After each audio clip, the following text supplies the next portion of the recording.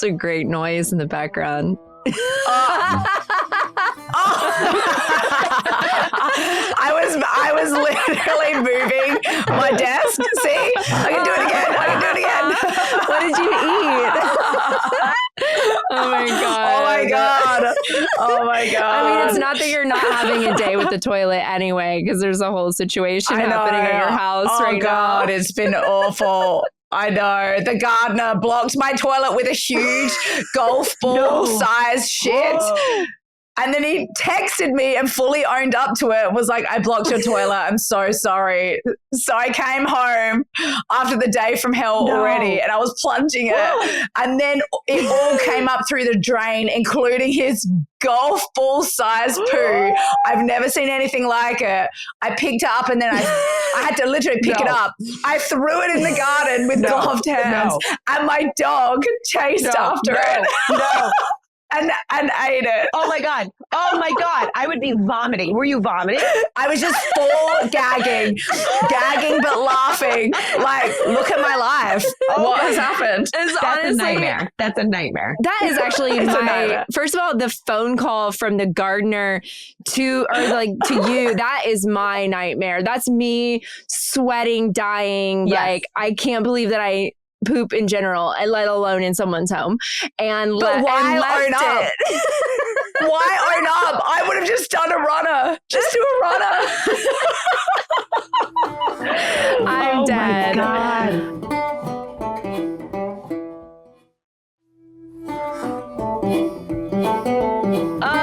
Well, this is probably a good moment for us to jump in and say, hi, Daisies. You guys, welcome to the Mother Daze. I'm Sarah Wright Olsen. And I'm Teresa Palmer. And you guys have heard a beautiful voice in the background here. Today, we have an amazing guest with us. She is also expecting, which I cannot wait to get into all the stuff about that. We have, I should have asked you, are you going by Torrey DeVitto, or are you taking your partner's name, or like, how's that working? Yeah, well, actually, it's so interesting because I really grappled with it because I want to have the same last name as like my child. Yes. And so I was like, I really want to have that same family name. And I don't want to hyphenate because I feel like it's really long for me. Yes. And then I was like, but then I feel like, but I'm a feminist. I can't take his name. And I was like, no, screw that. Being a feminist is being able to make the choices that you want to make. That's right. So I am going to take his name, but professionally, like acting wise, I'll always just keep Torrey DeVitto. But personally, I am going to change it. And what's his last name? Lapine. Lapine. So Torrey Lapine. Oh, beautiful. Ooh, yes. I like it. I lucked out. He has a very pretty last name. Oh my God. Okay. So you guys, we have Torrey DeVitto here today with us, and you probably have seen her on the many seasons of Chicago Med that she's been on. Also, I'm sure you're all going, but what about Vampire Diaries? I mean, come on, or One Tree Hill, Pretty Little Liars. I mean, you have been on so many of our like favorite shows that we all grew up on. And Torrey's also a massive advocate for women, for animals. I think you represent so many different causes, which is just so incredible. And what a great thing to be putting out into the world. And now you're bringing a baby into the world, which is so exciting. So welcome to the show. We are so excited to have you. And to get into all the things. Yeah, absolutely. I'm so excited to be here. Thank you for having me. Oh my gosh. So how are you feeling? Let's just start there. How are you feeling? You're moving into this new stage of your life and new life, birth. How are you feeling about all of it? Emotionally, I'm feeling amazing. I'm so excited. I mean, there's a lot of stuff. I'm the kind of person like, if my house is a mess, I can't leave even to go to the grocery store until I clean my house and then home base. So there's so many things like boxes still and things for her nursery that I'm like, I got to put this together. I got to do this because I need to get everything in order so that there's no chaos when she gets here, but other than that, I'm so excited. It still feels surreal. Like I was saying to my friend, I was like, you know, career-wise, I feel like I hit so many things that maybe like younger Torrey wouldn't have thought. But now, like, it all seems like very in reach. But for some reason, like actually having a baby still feels like totally out of reach for some reason. Like, it's like, I'm like, really? I'm going to hold a baby? Like, she's really coming? Like, this whole pregnancy, I feel like I've been like waiting to hear like, oh, it's actually not real. You're having a hysterical pregnancy or something like that. And so I think now that I'm like getting closer and closer, I'm like, oh my God, I can't believe I can't believe I'm actually doing this. Physically, I feel awful. Yeah. Every day, okay. every night. Lay it on us. Lay it on us. Awful. Nobody told me this stuff. Yeah. Okay. Like, yeah, you heard, oh, you're out of breath and this and that. It's horrible to not be able to breathe. Oh my God. Everything that could possibly happen, I feel like is happening. Oh my God. I can't breathe. My acid reflux is on fire. I've been nauseous the whole time. I sweat profusely. My swelling is out of control. And luckily I have good blood pressure, so it's okay. But my swelling is out of control. My feet grew a size and a half already. Like everything is awful. I can't sleep. I have pregnancy inside. I wake up at 3:30 and like just watch TV till 7. I thought I would be just have like a little cute belly, nothing else to change. I'd be meditating and journaling every day. And I'm just like a sweaty pig every day. Not what I envisioned.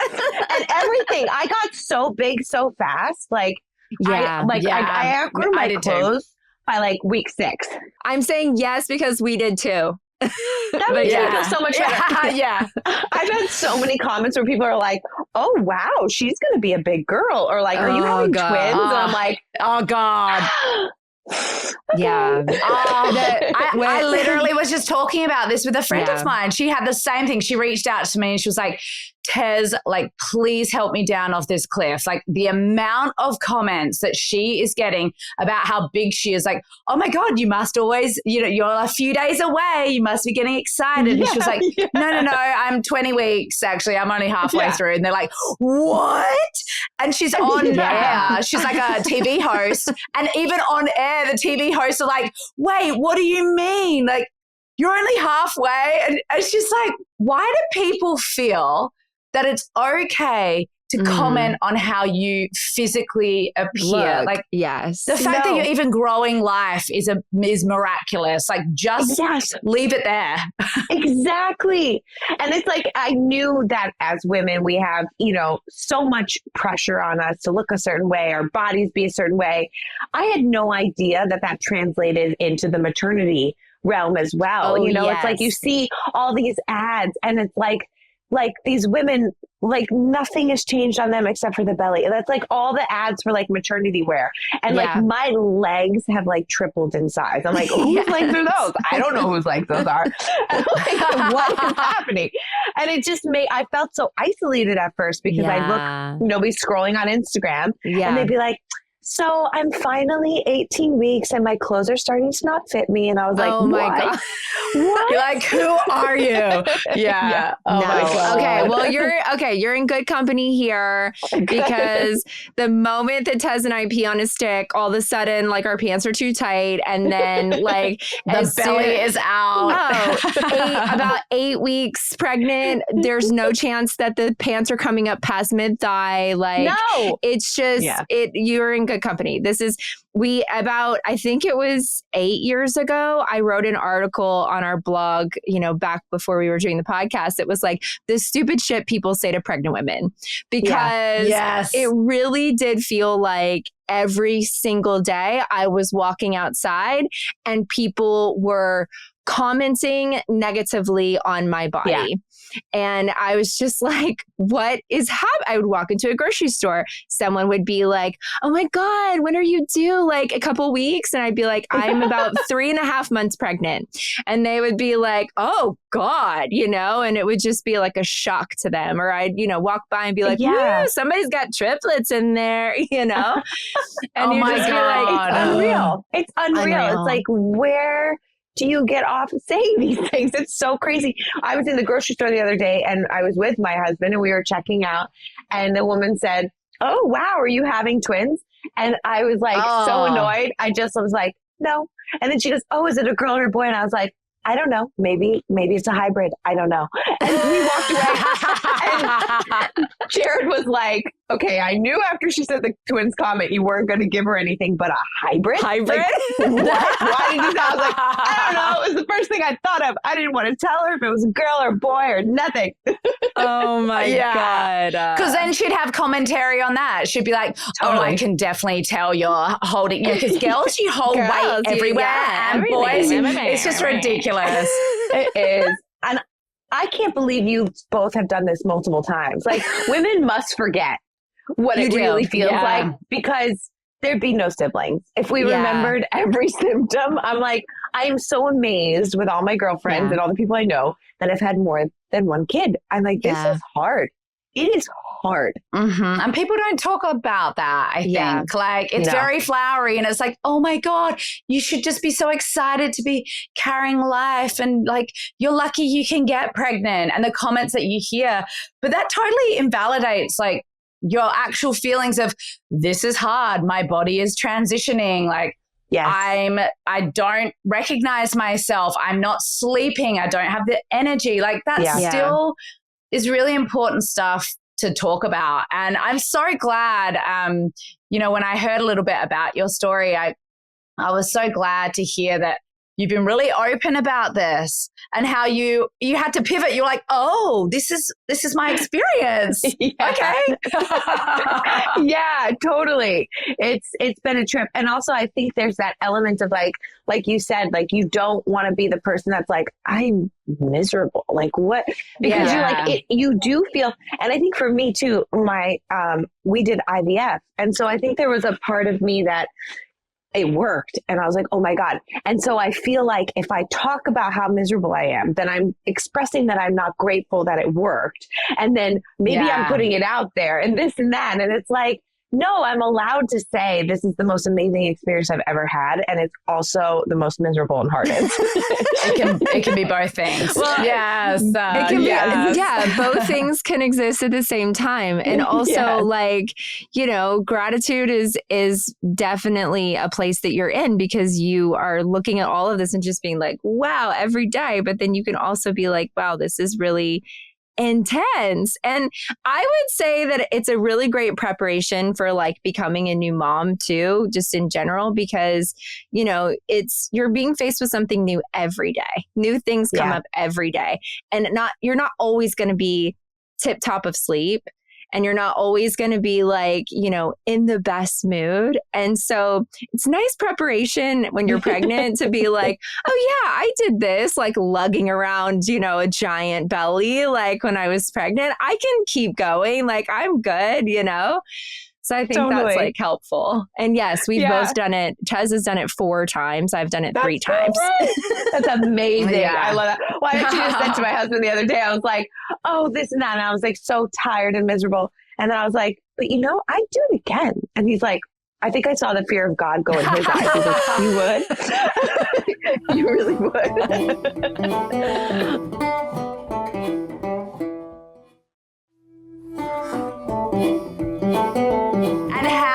How are you preparing for birth? How are you feeling about that experience? It's funny. I would have thought I'd be doing more to prepare, but I'm just kind of like, I don't know. I'm just trying to kind of stay intuitive with it all, to be honest with you. I'm trying not to because everybody's told me like, the more you plan, it most likely might not turn out the way you thought. Yeah. And so obviously I have my ideas and ideals of how I would like it to go. But, just kind of staying present and moving with what, she wants to do and how she wants to come out. The only thing I had is like, I would like it to be very quiet. I'm not a chit chatter at all. So if I have like, people coming in and nurses and stuff, like how overdoing that, how are you doing? But I'm going to be like, ugh. So that was I was like, I want a very calm room, and we'll just see what happens, I guess. I don't know. Maybe that's ignorant of me. Maybe I need more of a plan. I'm not really sure. No, I love that. I love that too. You just stay open. Yeah. I shushed every nurse that came in, by the way. I did.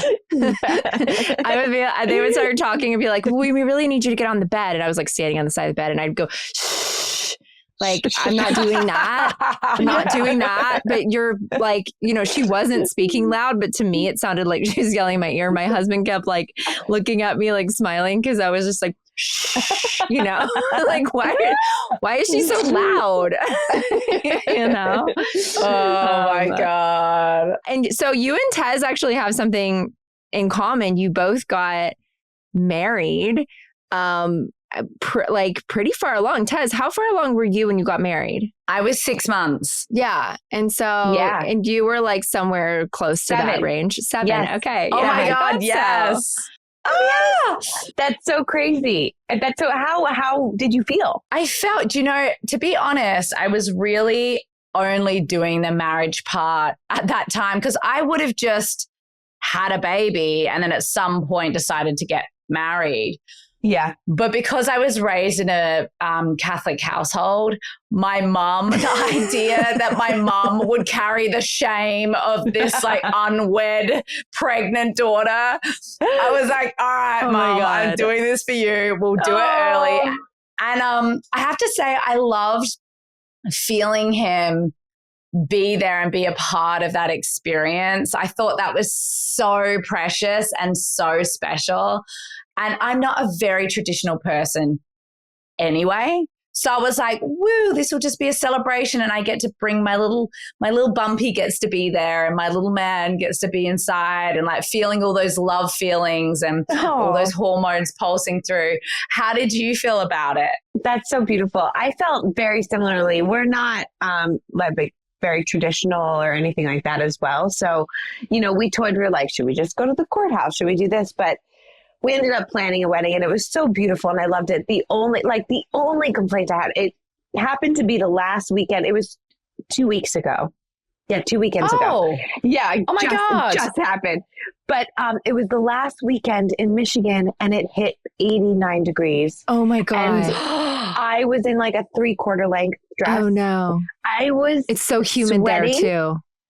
Till the end of the night, when everybody else was like taking little jackets and putting it over their shoulders, you were like dripping. Drenched, and I just had to go with it. You know what I mean? And also my feet. By the time the ceremony, not even the reception started, but by the time the ceremony started, my feet were so swollen. It looked like you took like my grandfather's feet and put them on mine, and I just had to walk around in flip flops the rest of the whole you time. Poor I was like, thing. I'm not even wearing shoes. I can't wear shoes. They were so. By the end of the night, I lifted up my dress, and Jared saw my feet, and he went, "Oh my God, we have to get you home." Oh my God! And I was like, "I'm okay, I swear." You're like, "Don't let it scare you." Yeah, but I love that too. Like having her there with us, like front and center, was such a cool thing. I was like, "Yeah, she's gonna get to see these pictures one day and be like, oh my God, I was there. Like that's so special." Yeah.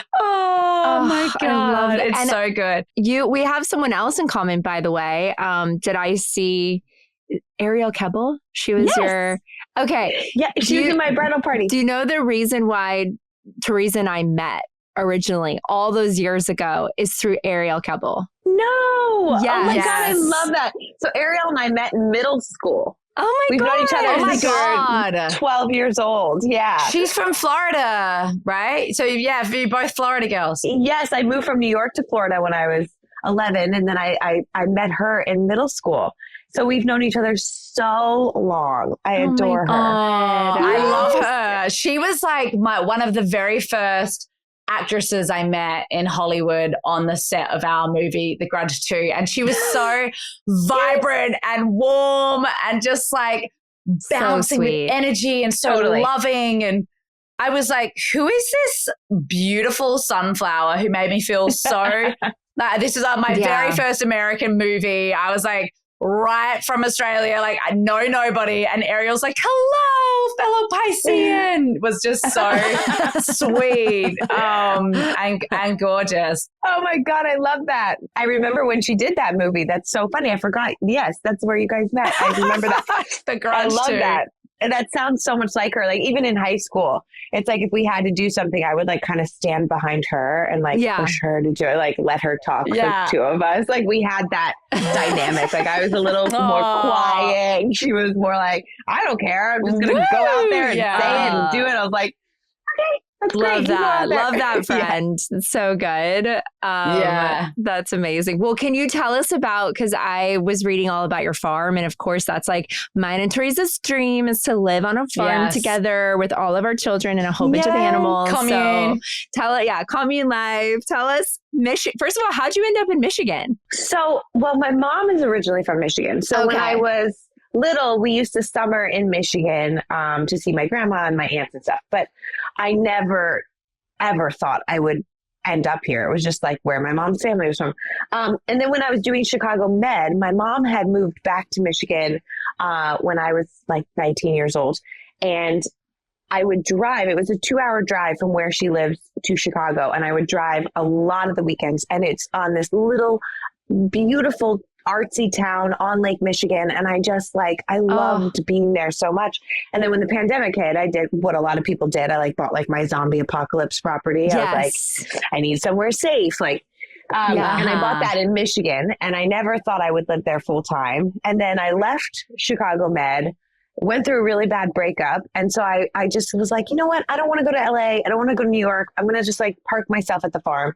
And I loved it so much. And I was like, I don't ever want to leave Michigan. I love Lake Michigan. I just feel such a deep connection to Michigan for some reason. And then I ended up meeting my now husband, who was born and raised in went to high school with some of my cousins, born and raised in the same place. What? Yes. And he lives here, works for his family's business. And sorry. Who's behind you? Is a cat bud? So cute. Yeah. And then I ended up just staying, and I love it so much. I was just going to ask what animals you have. I just am dying to hear about it. Yes. So we have 2 dogs, 2 cats. And then we had 2 goats and 2 ducks, which we still have, but we have somebody else watching them during the pregnancy now, because the baby's going to be born in November. Mm-hmm. And we live Monday through Friday an hour away from the farm because of Jared's work. And they don't really plow those back roads very well in the winter and stuff. And he's like, how are we going to do this? You can't drive there every day. So we found somewhere a mile down from my farm that are going to watch the goats and the ducks, which is amazing. Just during this transition and this process. But it has been so fun. Barn animals are the cool, especially goats. They're so personable. They're like dogs. Oh, really? Yes. And they need a partner, right? Yes. If you get just one goat, it will scream all night until you get him another goat. Yeah. Yes. It sounds like somebody's dying. Their scream is so loud. They're so lonely. They are. They love having their partner. Mm-hmm. It's so cute. It's so sweet. And they love being around people all the time.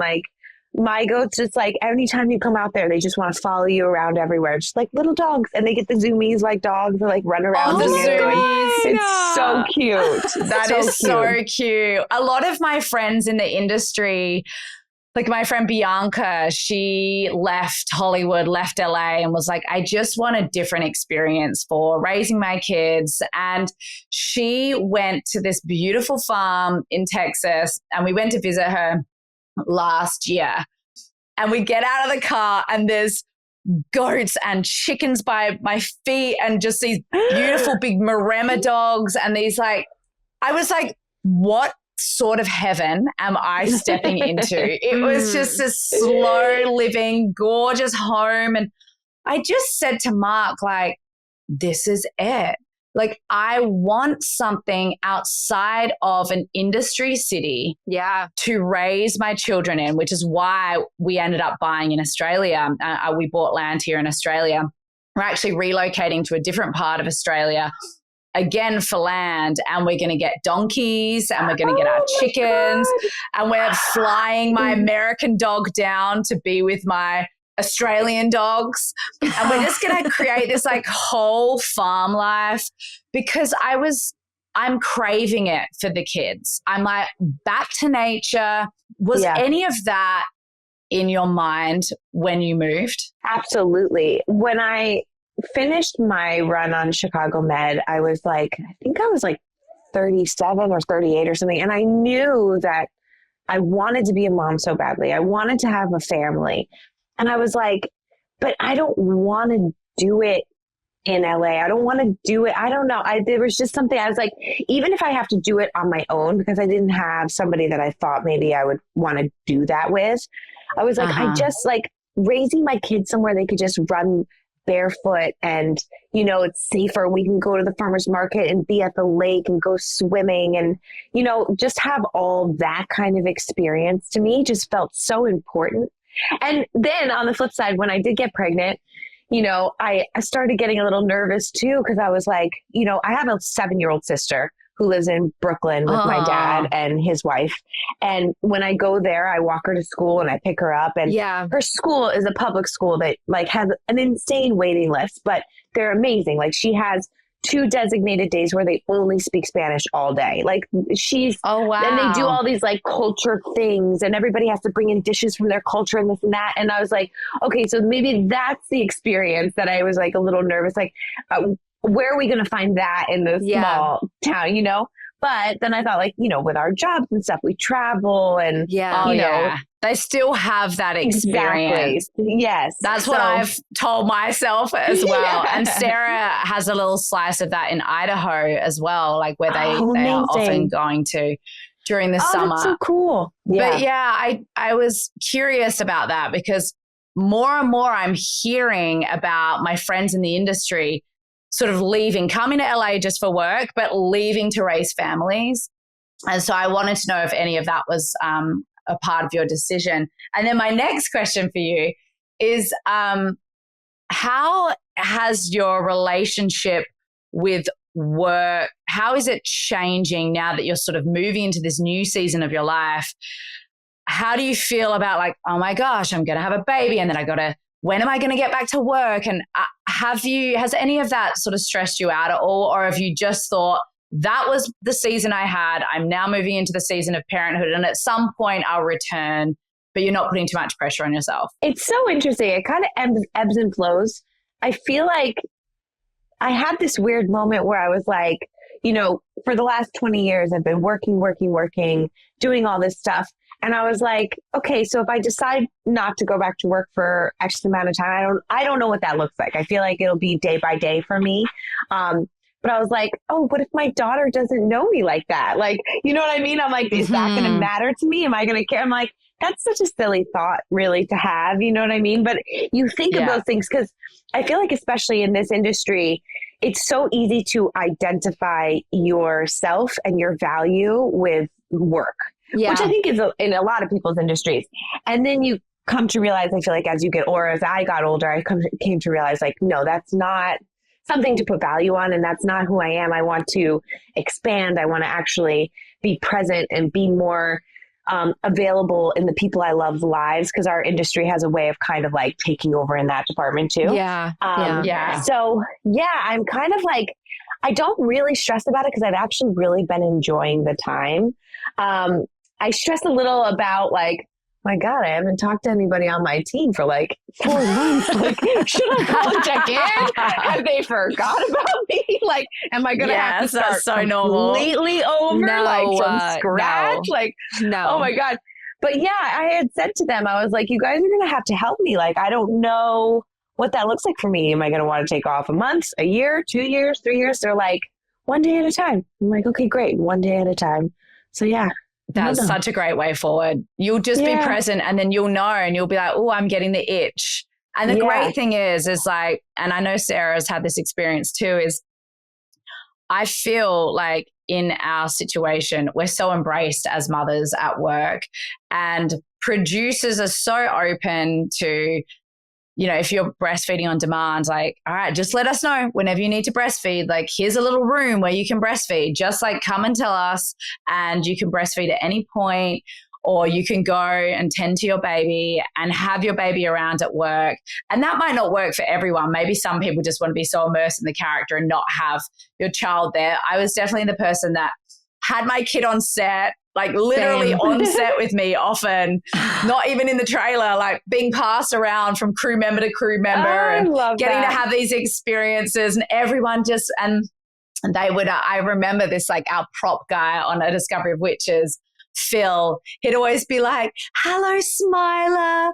Every time the baby came in, would just like pick up the baby. And I just knew that like they were having some great experience on set with the crew. And it was beautiful. And I would always bring a friend with me, or my mum was there.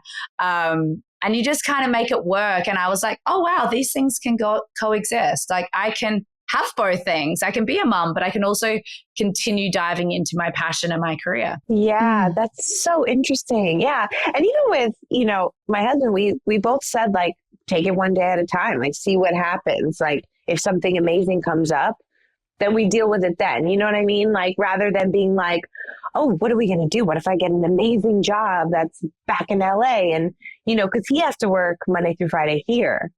So it's like that whole thing too. It's like, you know, I want our child to grow up with both. He's so active and present. Like he can't wait. He's like, well, I keep the baby here. You can go work. And I'm like, excuse me. Oh my God. You know, there's, you know, that to figure out too. But again, when you have a supportive partner that's like, yeah, we'll take it as it comes, you know, but when you start thinking about it, like from sitting here and thinking like, oh my God, what would that look like? How would we do that? It can get a little spirally and overwhelming. I think like now looking back, those thoughts that you're talking about are just like not helpful because there's nothing you can do in this moment. It's going to like lead you to the answer, you know? It's like really, truly, it's just going to be like if something comes along and then you guys have to make a game time decision, you know, definitely with me and work and, you know, my partner, he was working in LA for a very long time on a show. And like hardly anything shoots in LA. And so I had to make a decision a lot of times to go like, okay, do I want to be gone and out of town with the kids or without the kids, taking them away from dad, or, you know, me going and being in and out and in and out and in and out. And it was hard. And I did do it. I did the thing where I left them here and I went back and forth every week. That was like the hardest time ever as a mom. And so then that was also a great perspective to go, yeah, I don't want to do that. That thing that I did, like that wasn't healthy for my like brain or physically or anything. Like I was traveling every single week for 4 months, you know? Wow. You're amazing. That was such dedication. It was dedication, but I just like wanted to be there for every festival, for everything that my kids were doing in school. Like I didn't want to miss anything, you know, and I had really supportive producers, whereas like, they're not always like that. Not everybody's super supportive, but the great thing that motherhood teaches you is that the thing that like we sort of lost along the way in our 20s and like 30s working in this business specifically is that we always kind of felt like we have to be, you know, available to everybody at all times. Right. But then once you become a mom, you're like, what's best for me? You know, like what's best for me? What's best for my kids? What's best for my family? And you sort of just decide to advocate for that and take it or leave it. Like if you want me, then it's all of it, you know? And what an amazing place to be in. Because I started looking at that, you know, just looking at the years of my career. And it's like, my God, how flexible you make yourself, or how people make you feel like you're so lucky to be here. Totally. Versus like, we're both lucky to be here, lucky to have me. Yeah. I'm lucky to have you. It's like, but how moldy did we ever get for all of their God. So much. Or like insecure. Every job I walked in on, I think like the first like 6 months, I was like, I'm going to get fired. I'm going to get fired. For sure. Same. Everyone, I still feel like that. Yeah. I honestly thought it would get better. I was like, it'll like the older I get, the more jobs I've done, like it'll get better. Like I even just like I was crying to Sarah about a year ago on a job being like, I think I'm going to get fired. And I was like, Teresa, you just worked with Ryan Gosling. You are the best actress out there. Like, what are you talking about? What am I doing? I don't know. It's the worst. God. It's the worst. But we flog ourselves. We flog ourselves. We love it. True. So we're like, we'll just deal with that aspect of it. But it's just not normal to have that kind of job insecurity consistently. Yeah. It's so funny. It's so much stress. It's so much stress on our bodies. I remember I did some like blood work like a year ago. And she was like, oh my God, you have the adrenals of like a 65-year-old. And I was like, I'm not surprised. Stop. I'm not surprised. Thank you so much. Yeah. Oh my God. I know. What did you do for that? How did you help that? I'm still with it. I went to this, it's like a concierge medicine place, and my blood work was so bad everywhere. But we started just working on things and supplementing things and changing dietary things. And it was amazing, but I had no idea. She's like, because I went in there, I was like, I'm just tired all the time. And then she's like, how are you awake? And I was like, we're used to too, I think, just running ourselves into the ground. Yeah. And that's like our norm. Like when I met Jared, he had said to me, he's like, when I was just like, no, I'll get it done. I'll do this. He's like, people don't cruise at this level all the time. Like, he's like, how are you not exhausted? I was like, I guess you just get used to it, which is crazy. You just get used to it. Yeah. Yeah, it's crazy. All those early mornings and then flogging yourself at work, and there's such long days. I remember when I was doing like a really physical job, like horse riding all day for this role where I played a jockey. Like, I look back on that time, like, how did I survive those 3 months? That was unbelievable. I was younger then. I was like 32 or something. And I look back and I'm like, oh my God, I was so skinny. I was like not eating properly. And I was like, not you had sleeping. A few kids. And you just do it. I had 2. You had 2 kids. I had 2 kids. I was like, wow. I don't know though. I feel like I'm at the age now where I'm like I got offered something recently and the money was really good and it was enticing, but the entire job, was night shifts. Sarah knows what job this is. The entire job was in the freezing cold water, interacting with like whales and stuff. And I was like, cool. Sounds amazing. Like maybe 5 years ago. The idea of like me with 4 kids in cold water for 3 months. I was just like, I just can't. No. You're like, isn't that amazing? It's like back in the day, we would have done anything for free. And now it's like, oh, I don't think my sanity could actually withstand this. So I'm going to have to say no. That's horrible. I mean, that is, there was like a movie where they paid Halle Berry like millions of dollars because she was going topless, like for this film. Yes. But Monster Ball, was it? Something like that. I think so. And that would be me for like cold water. I'd be 100%. Yeah, I will not show a nipple, but you better pay me millions to get in that water. Yeah. Oh no. Oh my God. 100%.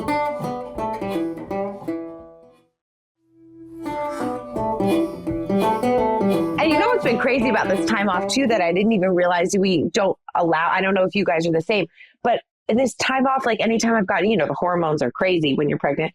And I've had moments of just like emotion and crying. And then I'll find myself stopping myself. And then I'll go, oh, wait, I'm not working tomorrow. I can cry all I want. Like my eyes aren't going to be affected. And I'm like, oh my God, how many years did I spend like stuffing my emotions? Because I'm like, well, I've got to be up at 4 in the morning. I can't be puffy. I've got to be on camera. Yeah. Oh my God. I never even like noticed that those two things correlated. I know I showed up to work many times where the makeup artists were like, we're going to need an extra hour. And like putting so much underneath my eyes. That's like salt and vinegar chips or sushi the night before. Ramen. I'll go in the morning and then my makeup artist is like, again, Teresa, again. I was like, I'm sorry. I just really wanted some sushi. She's like, I love it so much. How did you and your husband meet? So it's funny. I went back and did one episode of Med because the guy that I was in a love thing with, he was leaving the show. So I went back to the bug. Well, yeah. At first, I thought it was a spider, so I thought it like came down in front of my face, and I was like, "Oh my God!" And then, God. I think it was like not a spider. Well, it's gone now. Maybe it was a spider. I don't know, but I'm in an airstream. Anyway, okay, sorry. Keep going. No, it's okay. So my cousin who grew up in Michigan, she's living in Chicago now, and she was going to go to Michigan for the weekend. So she picked me up from set. And she was driving me back to the farm, and we were talking about how, it's hard meeting somebody in a small town, especially when you do what we do. Like, people don't, it's like nobody understands really. It's like kind of strange to explain and whatever. So I was like, I don't know, but I don't want to meet, like, I definitely didn't want to meet somebody and date somebody in the entertainment industry ever again. Like, been there, done that too many times, not doing it ever again. So I was like, and also, like, if I meet someone in New York or LA, they're not going to want to live in Michigan full time, and I don't want to leave. She was like, I wish I had somebody to introduce you to. And she was like, well, actually, back in college, I used to know this guy, and I always thought he was really interesting and cute. I wonder if he's single. And I was like, oh, okay, please, whatever. Yeah, and what she a pulled up stretch. his Instagram. Yeah, and I was like, oh, wow, he's really cute. She's like, should I message him? And I was like, whatever, who cares? Yeah, sure. Oh my God. And she did. No. And he opened it in the middle of the night. He said he got up to pee, and he looked at it, and he didn't have his contacts in or anything. And he was like, I think I need to look at this in the morning. He looked at it in the morning. He said, sure, like, dating in your 30s is hard. Like, I'll meet up with your cousin. And then he said he looked at my profile again and saw that I had like a certain amount of followers and stuff. And he was like, oh no, I agreed to this, and she sent me the wrong profile. So he wrote her back, and he's like, you sent me an actress's profile. I don't think you sent me your cousin's profile. And she was like, no, that's my cousin. And he was like, he thought he was getting catfish. He thought maybe she was like at a bachelorette party, and they were like, who can we pick on or something? But yeah, so we talked on the phone and text for like a month before meeting, because I was out doing a job. Yeah. And then when I got home from the job, we met at a local restaurant near me. He drove out, and then that was it. It was so perfect. Like, it was just, oh my God. yeah, it didn't even feel real. It's crazy. Oh my God. And then you guys were together for like, it's been a couple years? No, not even. Like a year and a half. We met May 2023. We got engaged September 2023. Wow, this and is then like we got Mark. pregnant March 2024. And yeah. Oh my God. Same timeline. Really? Same timeline, girl. Yeah. Listen, when you know, you know. But totally. I always joke with him because, he was very intentional with dating. Like, he was somebody that didn't really want to waste time unless he felt like it was somebody that he wanted to like really be with. And so he didn't really have a lot of long-term relationships and stuff. And I remember when I first went to his house, like, he didn't even own a spatula. He didn't even have a top sheet. Oh my God, hilarious. And what? And I was like, you went from not having a spatula to a year and a half later having a wife and a baby on the way. Like, this guy's like, oh my God, wandering around trying to like figure things out. I love it. It makes us laugh. Oh my gosh. Did I read charming. that he's a director? No, I don't know why they say that. Why do they say that? He's not a director. Okay. Okay, so for like a few years, he had moved to LA in his early 20s just to get out of Michigan for a second. And he and his friend wrote like a couple shorts and directed them together just for fun. Okay. And somehow the internet has latched onto that, and they call him a director, which we think is hilarious. But now it's happened so much, he's like, this is embarrassing. I'm not a director. Oh my God. I thought your story was going to be like he was directing me in a show, or like I had, wasn't sure. No, he has nothing to do with the industry. He actually, him and his two brothers own their family's mechanical contracting business that has been in the family for 85 years. And oh my gosh. Just nothing to do. Yes, I love it. I love it. Oh, I love he it. wears flannels. He had a lab. I was like, what is this movie I'm living in? Oh my God. You have like a lot of Carhartt clothes in your house. I'm sure. Yeah. I love it. It's like my husband's like all Patagonia. Like, we love Carhartt. John Deere. Oh my God. I mean, it's so great. Wow. That is, I feel like it's, what's the movie with Julia Roberts? And she's like the movie star that meets the regular guy. Notting Hill. Is it Notting Hill? Yes. And I was like, oh my God, you're living your own Notting Hill. But wait, that's Julia Roberts. I thought you said Julia Stiles. No, Julia Roberts. And she's a movie star, and she like goes and has this normal like relationship with this person who's like not in the industry. And I was always being like, I remember watching that and thinking, that is the dream. Like that is just amazing. Right? Well, listen, I had I had more than enough of trial and error with people in the industry. And I was like, okay, I'm good. Way more than 3 strikes by now. So I think it's time to try something different. I love it. Oh my God. That is so special. I did too. And then I still ended up with someone in the industry. I was like, I will never date in the industry. Like, oh God, never an actor. And then of course I ended up marrying an actor. Actor director. So I felt like, okay, it's a little bit different. Actor director. Totally different. Oh my God. Oh my God. Well, it's been so nice chatting with you and love hearing all about everything. And we're going to be sending you so many good vibes over the next couple of months for your baby's arrival. I can't even handle it. We'll be like DMing you, like so excited for you. I'm so excited too. I'm like, is she going to come early? Is she going to come late? Is she going to come on time? We went to our ultrasound appointment and they said that like lengthwise, she was measuring a week and a half older than she is, like longer.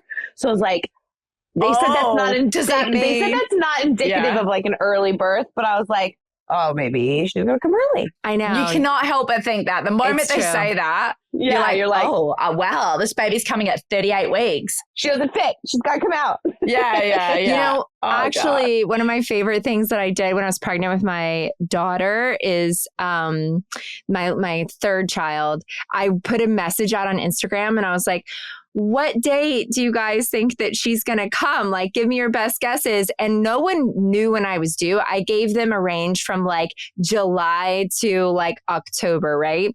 But her due date was actually like September the 3rd or something like that. And so all of a sudden I got like flooded with all of these messages. But then this woman who was a famous tarot card reader wrote a message, and I didn't really know her that well. She wrote a message on my Instagram and it said, the cards say September 15th.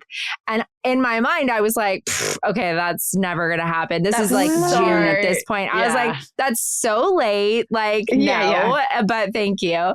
And then we got a little closer and I like put it up in my stories again. And I was like, okay, any guesses? And then she wrote and was like, gotta tell you, cards still say September 15th. And I was just like, what? I was like, no, that's 11 days past my due date or whatever. I was like, that's not going to happen.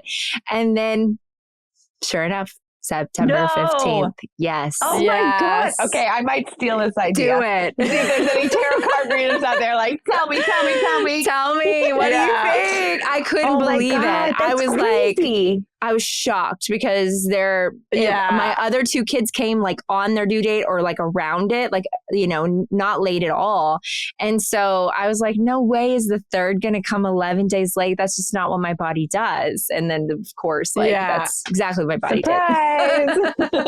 Oh my God. That was so cool. So try it. That was awesome. Yeah, I'm gonna. That's amazing. I love that. Well, thank you so much for coming on the pod. And we wish you all the love and warm, wonderful baby cuddles in the months ahead. Enjoy it. So happy for you. These are my favorite few weeks. I'm so excited for you. Yeah. Thank you so much. Oh, I love it. Thank you. Well, you guys have been listening to the Mother Daze. You can find us on Apple Podcasts, Spotify, or wherever you get your podcasts, and check out Tori's Instagram. Be glued to it because, you know, at some point we're going to have a baby announcement. And and share the pod with people. Tell your friends. Put up some ratings, reviews, all the things so people will know where to find us. And we love you, Daisies, and we'll talk to you soon. Bye. Thanks, Daisies. Bye.